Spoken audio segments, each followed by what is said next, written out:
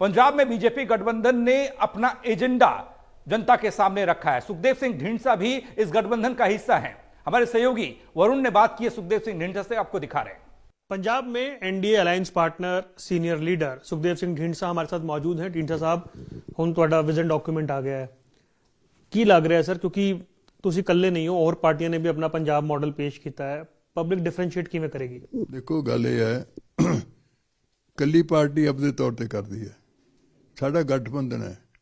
ਸਾਡੇ ਗਠਬੰਧਨ 'ਚ ਇਹ ਹੈ ਕਿ ਤਿੰਨੇ ਪਾਰਟੀਆਂ ਦੇ ਆਪੋ ਆਪਣੇ ਸਿਧਾਂਤ ਵੀ ਹੈਗੇ, ਲੇਕਿਨ ਅਸੀਂ ਕਾਮਨ ਮਿਨੀਮਮ ਪ੍ਰੋਗਰਾਮ ਤੇ ਔਰ ਉਸ ਤੇ ਅਸੀਂ ਜੋ ਇਹ ਦਿੱਤੇ ਹੈ ਉਹ ਪੰਜਾਬ ਦੇ ਭਲੇ ਲਈ ਅਜੇ ਡਾਕੂਮੈਂਟ ਅਸੀਂ ਦਿੱਤਾ ਹੈ। ਮੈਨੀਫੈਸਟੋ 'ਚ ਹੋਰ ਚੀਜ਼ਾਂ ਵੀ ਅਸੀਂ ਐਡ ਕਰਾਂਗੇ ਜਿਹੜੀਆਂ ਅਜੇ ਰਹਿੰਦੀਆਂ। ਜਿਹੜੀ ਉਸमें सर ਗੱਲ है लिकर दी या माइनिंग की, सिद्धू जो मॉडल पेश कर रहे हैं उससे भी यही गल्ला ने, आम आदमी पार्टी भी पेश कर रही है, तो पब्लिक ਨੂੰ ਆਈਡੀਆ ਕਿਵੇਂ ਲੱਗਦਾ ਕਿ ਕਿਸ ਕੇ ਸਾਥ ਜਾਣਾ ਹੈ? ਦੇਖੋ, ਗੱਲ ਇਹ ਕਿ ਪਹਿਲਾਂ ਵੀ ਹਰੇਕ ਡਾਕੂਮੈਂਟ ਤਾਂ ਪਹਿਲੀਆਂ ਸਰਕਾਰਾਂ ਵੇਲੇ ਵੀ ਹੁੰਦਾ ਰਿਹਾ, ਲੇਕਿਨ ਜੇ ਸਰਕਾਰ ਤੋਂ ਬਿਨਾਂ, ਸਰਕਾਰੀ ਮਸ਼ੀਨਰੀ ਤੋਂ ਬਿਨਾਂ ਕਦੇ ਵੀ ਕੋਈ ਮਾਫੀਆ ਚੱਲ ਨਹੀਂ ਸਕਦਾ। ਸਾਡਾ ਸੰਕਲਪ ਇਹ ਹੈ ਕਿ ਚਾਹੇ ਕੋਈ ਵੀ ਬੰਦਾ ਕਿੰਨਾ ਵੱਡਾ ਵੀ ਹੋਏ, ਅਸੀਂ ਉਹਨੂੰ ਬਰਦਾਸ਼ਤ ਨਹੀਂ ਕਰਾਂਗੇ ਜਿਹੜਾ ਇਹਦੇ 'ਚ ਇਨਵੋਲਵ ਹੋਏਗਾ। ਸਭ ਤੋਂ ਵੱਡੀ ਗੱਲ ਤਾਂ ਇਹ ਹੈ, ਕਿਉਂਕਿ ਜਿੰਨੇ ਵੀ ਮਾਫੀਆ ਚੱਲ ਰਹੇ ਨੇ ਉਹ ਸਭ ਨੂੰ ਪਤਾ ਸਰਕਾਰ ਦੇ ਇਸ਼ਾਰੇ ਤੇ ਚੱਲ ਰਹੇ ਨੇ, ਸਰਕਾਰ ਦੇ ਬੰਦਿਆਂ ਦੇ ਇਸ਼ਾਰੇ ਤੇ ਚੱਲ ਰਹੇ ਨੇ। सर, ये जो पंजाब में मल्टी कॉर्नर फाइट है, पहले दो पार्टियों में, 2-3 पार्टियों में होती थी फाइट, अब आम आदमी पार्टी आ गई, किसान भी आ गए, आपका भी अलायंस हो गया। मल्टी कॉर्नर फाइट में फायदा किसे है? फायदा तो हमें ही होना चाहिए, क्योंकि हम तीनों पार्टियों में गठजोड़ हुआ है तो हमें ही फायदा होगा। क्योंकि मैं समझता हूँ कि हमने किसानों की मदद भी की, और मैं समझता हूँ कि दूसरी पार्टियों ने ना तो केजरीवाल का तो रिकॉर्ड है कि वो एंटी पंजाब ही है, ना पंजाबी की कोई वहाँ पर पूछते हैं, ना कोई टीचर रखा है उसने, ना कोई सिख में मंत्री लिया, ना कोई सिख तो छोड़ो पंजाबी मंत्री भी नहीं लिया, और पानी भी पंजाब का ले जाना चाहता है, तो उसके साथ कौन जाएगा? जो मॉडल सिद्धू पेश कर रहे हैं? नहीं, मॉडल सिद्धू तो ठीक पेश कर रहे हैं, लेकिन उनकी पार्टी में उनकी बात नहीं कोई पूछता। उसकी पार्टी को सभी खिलाफ हुई बैठी है उसके साथ। अच्छा सर, क्योंकि बाकी सब सीएम फेस दे चुके हैं, देने जा रहे हैं, आपके अलायंस में ऐसा नहीं है, तो इसका क्या मतलब है? उसका मतलब यह है कि जो लोग चुने जाएंगे उनको हक होता है। हम डेमोक्रेटिक सिस्टम में चलते हैं, उनको हक होगा, वो अपना लीडर चुनेंगे। सर, जो इस बार का इलेक्शन है वो बहुत अलग सा इलेक्शन दिख रहा है। मुद्दे बहुत हैं, चीजें बहुत हैं। ईडी की रेड को लेकर बहुत बात हो रही है, कांग्रेस कह रही है बदलाखोरी की जा रही है।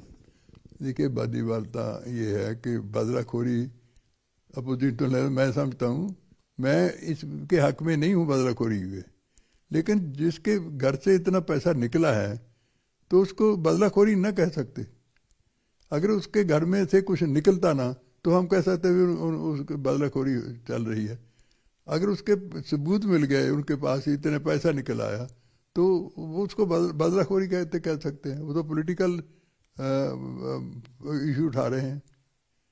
दूसरा है कि पंजाब की हालत बहुत माड़ी है, बहुत बुरी तरह पंजाब का है। कर्जई हो गया, किसान भी बेचारा मर रहा है, मजदूर भी है, इंडस्ट्री भी चली गई। पंजाब को बचाने की ज़रूरत है, वो सेंट्रल सरकार हम मिलकर ही हम कर सकते हैं। जिंदा साहब, क्योंकि किसानी आंदोलन के बाद जो बीजेपी की इमेज बनी, आपने क्या रिस्क लिया बीजेपी के साथ जाकर? नहीं, वो तो देखिए, जो इशू थे किसानों के, वो एक्ट वापस करने की हमने डट के मदद की किसानों की। इवन मैं अपना जो मेरे को अवार्ड मिला हुआ था वो भी मैं वापस किया, और सबसे पहले मैं चिट्ठी प्रधानमंत्री जी को लिखी कि एंटी किसान है, ये बिल है जो ऑर्डिनेंस थे उस वक्त, तो कि ऑर्डिनेंस एंटी किसान है, इसको वापस करो। तो हमने आखिर तक उनकी मदद की, अपना पद्म भूषण भी वापस किया, और जो उन्होंने कहा वो किया। जब वो फतेह हो गई तो उसके बाद है कि पंजाब को बचाने के लिए सिखों के बहुत इशू हैं, उनको करने के लिए हमें जरूरत थी कि सेंट्रल सरकार के साथ कोई बात करके, हमारी पार्टी का तो अलग है, हम तो पंथक एजेंडा लेके चलना है, पंथक और पंजाब का एजेंडा लेके चलना है, तो उनसे मिलके ही हो सकता है।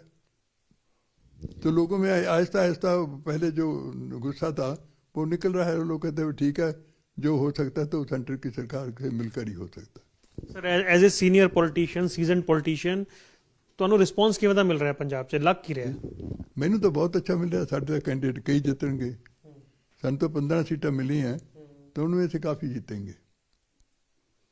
सर एक बात बार बार हो रही है कि या तो हंग असेंबली होगी तो ये जो अलायंस है ये पोस्ट पोल करेगा, पोस्ट पोल अलायंस होगा, ऐसी सिचुएशन नजर आ रही है क्या? देखो अभी तो आज की पोजीशन तो यही है कि हंग असेंबली आएगी, कल को कोई मैं कोई चीज़ नहीं आ जाए मैं नहीं कह सकता, लेकिन आज उसकी पोजीशन ये है कि आज हंग असेंबली आ रही है, और हंग असेंबली के बाद क्या होता है वो आज प्रेडिक्ट करना बड़ा मुश्किल है। तो हंग असेंबली क्या सेंटर को सूट करेगी? नहीं सेंटर को तो क्या करेगी सूट, ये तो मैं कह नहीं सकता, लेकिन हंग आएगी, लगता है आज की पोजीशन ये है कि हंग ही आएगी।